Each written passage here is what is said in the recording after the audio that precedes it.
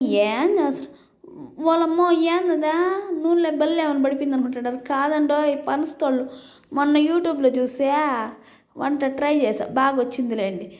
స్వీట్గాను క్రిస్పీగాను చాలా బాగుందండి. మీరు కూడా ఒకసారి ట్రై చేసా టేస్ట్ ఎట్టొచ్చిందో కామెంట్స్ చెప్పండి. మీకు నా వంటలు కావాలంటే నా ఛానల్లో ఒకసారి చెక్ చేశారంటే అట్టా చూసి ఇట్టా తెలిసిపోతుందండి. అంతే, ఇంట్లో ట్రై చేయొచ్చు.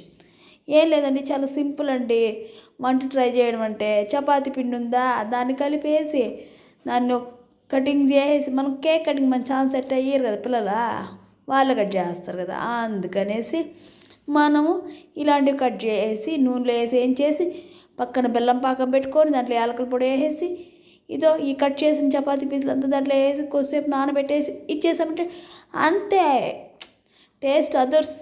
ఎంత మనం 90 కిడ్స్ కదండి, చేసిన వంట టేస్ట్ చెప్పేవాళ్ళమే కానీ మనం కిచెన్ మొహం చూసిన వాళ్ళమా. ఇప్పుడు అవన్నీ చేసామనుకో మన 90 కిడ్స్ పరువు ఏం గాను. అందుకని యూట్యూబ్ చూసి చేసా, సూపర్గా వచ్చింది. మీరు ఒకసారి ట్రై చేయండి. Please subscribe.